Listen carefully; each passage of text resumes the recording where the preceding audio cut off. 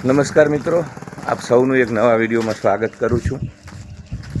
એક નાનકડી સર્જરી કરાવી છે આંખ ઉપર, એટલે કદાચ આંખ જ્યારે હું નીચી કરું ત્યારે સફેદ તમને ત્યાં જે દવા લગાવી છે એ દેખાતી હશે. આપ સૌને હું મારા સબસ્ક્રાઈબર નથી માનતો, આપ સૌ મારા પરિવારનો હિસ્સો છો, મારો પરિવાર છો.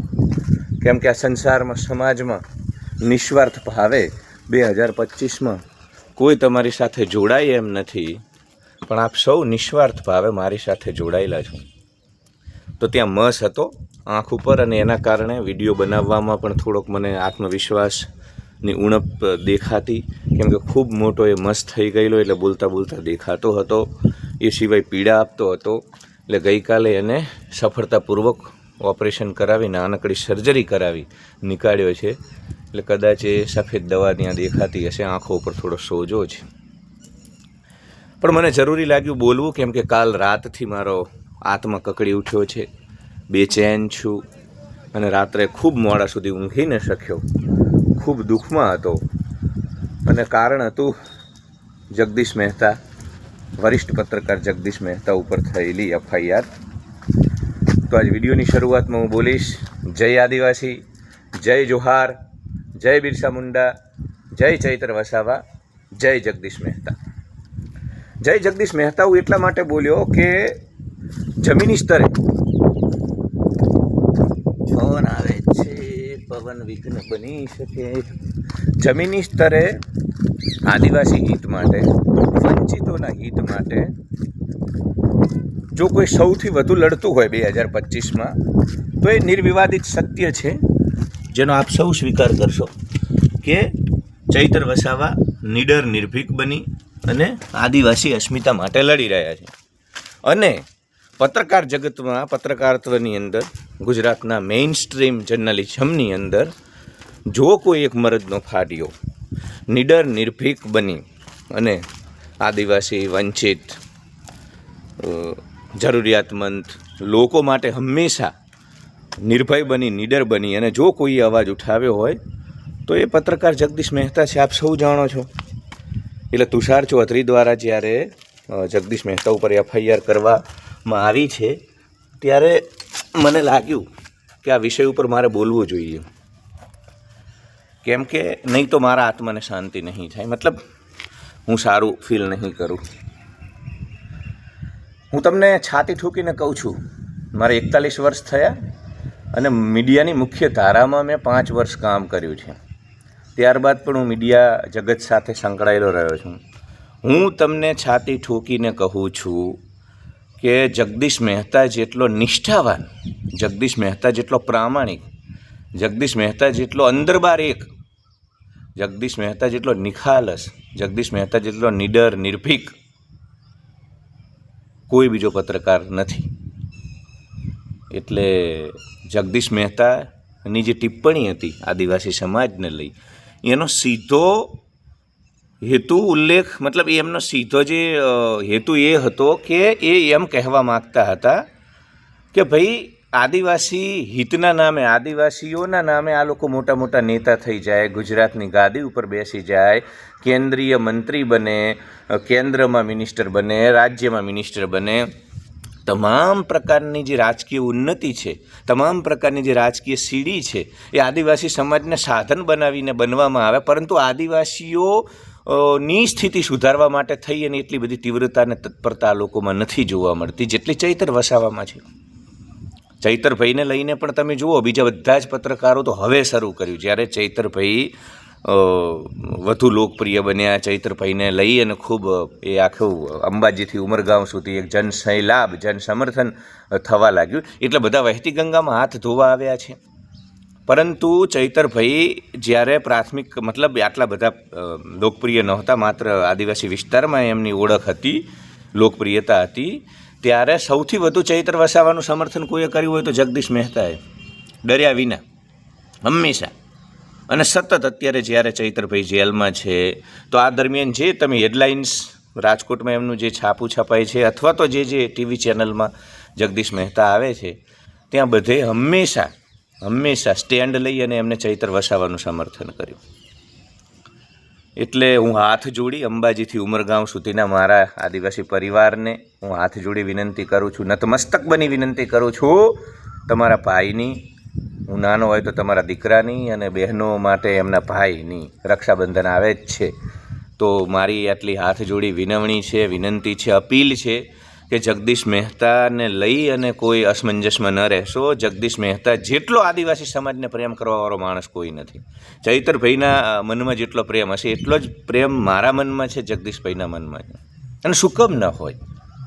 જળ જમીન જંગલને બચાવનારા, પ્રકૃતિના ખોળે જીવનારા, ભીતર બહાર એક જેવું જીવનારા, અને આપણે ત્યાં જઈએ ત્યારે આપણને જે આવકારો મળે છે, જે પ્રેમ મળે છે નિસ્વાર્થ, એ પ્રેમ ગુજરાતના એકેય વિસ્તારમાં નથી મળતો. ખૂબ જવાબદારીપૂર્વક કહું છું.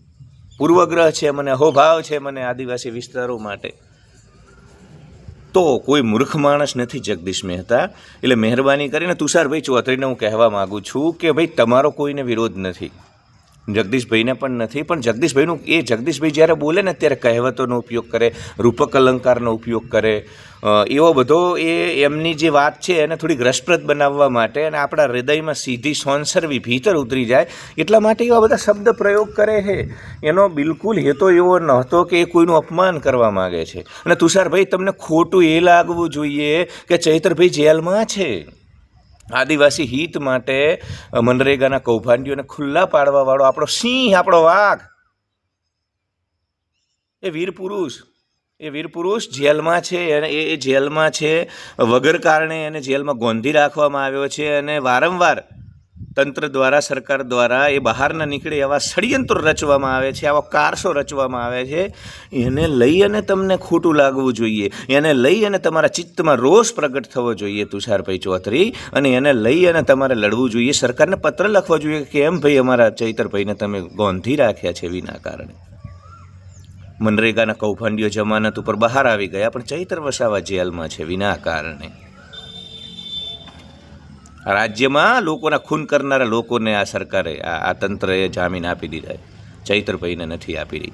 તો એ ખોટું લગાડો ને, ત્યાં લડો, ત્યાં એફઆઈઆર કરવાની જરૂર છે. મનરેગાના કૌભાંડ દ્વારા આદિવાસી વિસ્તારના જળ જમીન જંગલને લૂંટવામાં આવે ને, આદિવાસીઓના અધિકારોને છીનવવામાં આવે ને, તો તુષાર ચૌધરી એના ઉપર લડો. એ ખોટું લાગવું જોઈએ માઠું. એફઆઈઆર કરવાની ત્યાં જરૂર છે. અને શું ખોટું કીધું જગદીશ મહેતાએ? શું ખોટું કીધું? ચૈતર વસાવા સિવાય વર્ષ 2025માં અનંત પટેલ જેવા યુવાનો સિવાય કોણ લડી રહ્યું છે આદિવાસી અસ્મિતા માટે? જણાવો મને. ધન્યવાદ આપું છું મનસુખ વસાવાને કે એમને મુખ્યમંત્રીને પત્ર લખ્યો, સ્ટેચ્યુ ઓફ યુનિટી જે ડિમોલિશન છે એ મામલે એમને સ્ટેન્ડ લીધું, એ મુખર થઈને બોલ્યા છે. એટલે મનસુખભાઈને આપણે નિશ્ચિત, પણ મનસુખભાઈને પણ આ બધું કરવું પડ્યું છે કેમ કે ચૈતર વસાવા જેવો સિંહ પુરુષ, ચૈતર વસાવા જેવો નીડર નિર્ભીક યુવાન ત્યાં લડી રહ્યો છે. અને એની લોકપ્રિયતા જોતા મનસુખભાઈને પણ ફરજ પડી છે. ચૈતર વસાવા ન હોત ને તો કશું નહોતું થવાનું, કોઈ હિત માટે કોઈ નહોતું બોલવાનું. એટલે મહેરબાની કરી હાથ જોડી મારા આદિવાસી પરિવારને હું પરિવાર જ કહું છું, કેમ કે તમે બધા મારા પોતિકા છો, પરિવાર છો, હું તમારો છું, તમે મારા છો. એટલે મહેરબાની કરી અને જગદીશ મહેતા નિર્દોષ છે. આપણા હાથે પાપ થઈ જશે જો આપણે એના વિરુદ્ધ કોઈ ટિપ્પણીઓ કરીશું, એને સમર્થન નહીં આપીએ તો. એ માણસ બિલકુલ નિસ્વાર્થ છે. અને પત્રકાર, જો આજે આપણે જગદીશ મહેતાને હરાવી દઈશું ને, મતલબ જગદીશ મહેતાની પડખે નહીં ઊભા રહીએ, અને તુષારભાઈ તો રાજકારણી છે, રાજકારણીઓની અલગ જમાત હોય મિત્રો, જાડી ચામડીના હોય, સમાજ એમના માટે સાધન હોય, લોકોની સંવેદનાઓ એમના માટે સાધન હોય. એટલે અને જગદીશ મહેતા કોઈ રાજકારણી નથી. અને હું છાતી ઠોકીને તમને કોરા કાગળ ઉપર સહી કરીને આપું છું કે જગદીશ મહેતા ક્યારેય રાજકારણમાં નહીં આવે. એને સાંભળો ને, 2-4 વિડીયો સાંભળો મારા વિડીયો પછી. તમને ક્યાંય જો કોઈ જગ્યાએ એની અંદર અહંકાર, દંભ, પાખંડ, ભીતર બહાર અલગ અલગ ભાવ લાગે તો માણસ ખબર પડી જાય સાહેબ. એને કોઈ પણ માણસ છે ને, પુત્ર પાયણામાં ને વહુ બાયણામાં, તમે એની બાજુમાં જાઓ, એને સાંભળો 5 મિનિટ, એના આત્માની અંદરના જે એક એનો ઓરા હોય, એનું વ્યક્તિત્વ કોઈનું છાનું રહેતું નથી. એટલે પાપ થઈ જશે. અને તુષારભાઈને વિપક્ષના એ નેતા બન્યા છે તો ગુજરાત સરકારને ઘેરવાના પ્રયાસ કરો. આ રાજ્યમાં બ્રિજ તૂટી રહ્યા છે, આ રાજ્યમાં ગરીબોના, આદિવાસીઓનો પાછળ ખર્ચાવાના નાણાં છે ને એ મંત્રીઓ ચાવ કરી જાય છે. તો વિપક્ષના નેતા બની હુંકાર કરો, વિધાનસભાને ગજવી નાખો, ગાંધીનગરમાં બિરસા મુંડા ભવનની બાજુમાં જઈ અને કરો જે કરવાનું છે એ તો કરો. વિપક્ષ તરીકે તમારે વિપક્ષના નેતા છો. ભારતના સૌથી મજબૂત પ્રોમિસિંગ રાજ્યના તમે વિપક્ષના નેતા છો વિધાનસભામાં, તો તમારે કરવાનું છે એ કરો તુષારભાઈ. જગદીશ મહેતા જેવા નિર્દોષ, નિખાલસ, નિડર, નિર્ભીક, પ્રામાણિક, નિષ્ઠાવાન, ગરીબો માટે જેના હૃદયમાં અનુકંપા છે, દયાનો સાગર છે, એ માણસને આ રીતે હેરાન કરી અને તમે શું સાબિત કરવા માગો છો? અને આજે જો આપણે જગદીશ મહેતાની પડખે નહીં ઊભા રહીએ તો કોઈ નહીં બોલે. કેમ કે પછી તો શું કામ એને ત્યાં રાજકોટમાં હેડલાઇન્સનું કામ કરે, જે જ્યાં છાપામાં નોકરી કરે છે, કે અહીંયા ખોટા ખોટા ધક્કા ખાય આ વિસ્તારમાં આવીને, તો કોઈ નહીં બોલે. સત્ય દબાઈ જશે.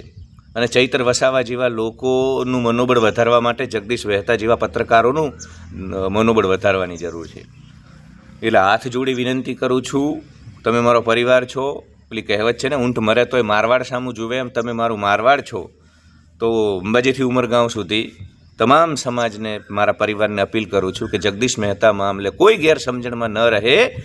એ તમે પોતે મારું ન માનશો, તમે પોતે એને સાંભળો, જૂના વિડીયો સાંભળો. ક્યાંય તમને જો એવું લાગે કે ખરેખર એ માણસ ખોટો છે, એ માત્ર પોતાની વાતને પ્રભાવી રીતે રજૂ કરવા માટે અમુક ઉદાહરણોનો સહારો લે. એટલે એને એનું એવું કહેવાનું હતું કે ભાઈ, આદિવાસીઓના નામે આ લોકોએ સત્તાની સીડી ચડી લીધી, આર્થિક હિત સાધી લીધા, અનેક મોટા મોટા ધંધાઓ સ્થાપી દીધા, મોટા મોટા બંગલા બનાવી લીધા, પણ પોતાના વિસ્તારના લોકો માટે એમને જે હદે જે કામ કરવું જોઈએ એ નથી કર્યું. અને ચૈતરભાઈ અને જૂજ આદિવાસી નેતાઓને બાદ કરો તો કોણ છે ભાઈ જે આદિવાસી હિત માટે સરકાર સામે ટકરાયું હોય? એ બસ એમનું મંત્રીમંડળ, એમના આર્થિક હિત, એમના છોકરા સચવાઈ ગયો, એમના સગાવાલા સચવાઈ ગયા, એટલે બીજા બધા ગયા તેલ લેવા. આ જ એટીટ્યૂડ જોવા મળ્યો છે આપણને આદિવાસી નેતાઓમાં, સત્તા પક્ષમાં રહેલા ખાસ કરીને. એટલે જગદીશભાઈને અન્યાય નહીં થવા દઈએ, જગદીશભાઈની પડખે રહીશું. નહીં તો ગુજરાતના મુખ્ય ધારામાં, મુખ્ય પ્રવાહમાં આદિવાસી માટે કોઈ નીડર નિર્ભીક બનીને બોલશે નહીં.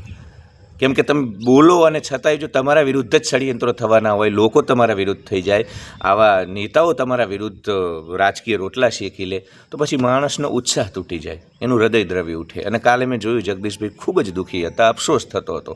સાલું જે લોકો માટે હંમેશા બોલ્યો, હું લોકો માટે બોલું, વંચિતો માટે બોલું, પ્રજા માટે બોલું, એટલે એક તો સત્તા પક્ષનો હું દુશ્મન બન્યો છું, અને વિપક્ષ પણ આ રીતે મારી સામે ષડયંત્રો કરે. હા, તો બિલકુલ એને લઈને ગેરસમજણ દૂર કરીશું. ધન્યવાદ.